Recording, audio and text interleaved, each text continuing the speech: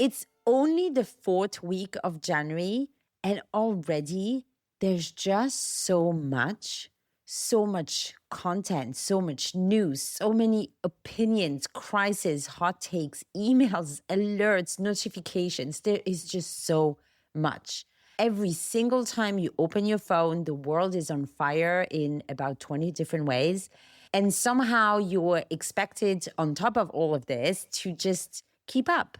Stay informed, have a take, be present, reply to everything, and also somehow be well, eat well, go to the gym, have some great relationships, great social life, sleep 8 hours, journal, meditate. Cool, sure, no problem. At this point, it's not even just information overload anymore, it's everything overload. And I know you feel it too, that constant background noise of too much that never quite goes away.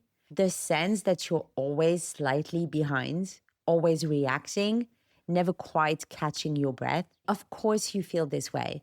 You are a normal human trying to process an inhumane amount of input. And honestly, it's so fucking exhausting. And here's the thing though, the overwhelm, it's not accidental, right? It's the business model. Every app, every platform, every ping, notification is specifically designed to keep you hooked. We're not bad at coping. We're up against entire mega industries that profit from our scattered attention. And then comes along the wellness industrial complex with advice that, frankly, is pretty useless. Oh, just set better boundaries. Cool. And with what energy exactly? Or, oh, you should try this morning routine. Great. Another thing that I can fail at. Be more intentional. Dude, I am intentionally trying not to fucking scream into a pillow right now. Like, no productivity hack is going to save you here.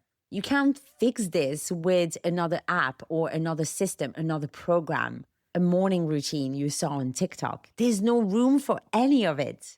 And I know this because I tried for years. I used to think I just wasn't disciplined enough. I was bad at habits, probably a bit of an addictive personality, just fundamentally a bit shit at getting my life together.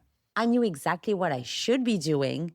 Drink less wine, drink more water, move more, sleep better, eat well, all the things. And you know these too. I had read the books, bought the apps, the program, started fresh every January and also nearly every Monday. But nothing worked ever.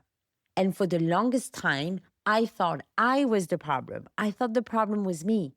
But here's what I got wrong. I was trying to shove healthy habits into a life that had absolutely no room for them.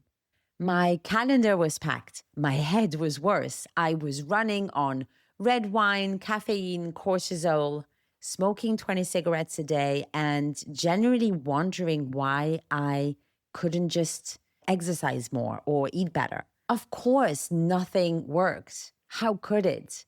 For me, the shift happened when I stopped asking, how do I add this? How do I do more?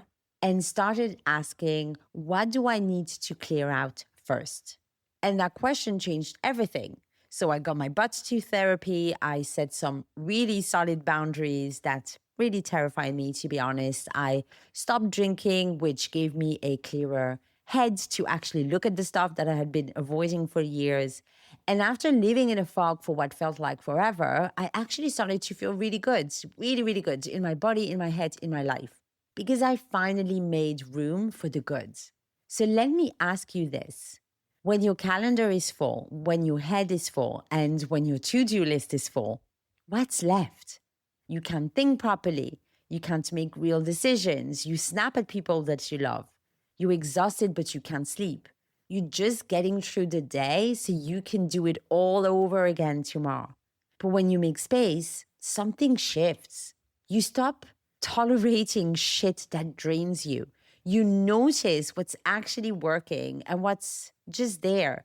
You start making real choices instead of running on autopilot. So here's the reframe I'd like to invite you to sit with.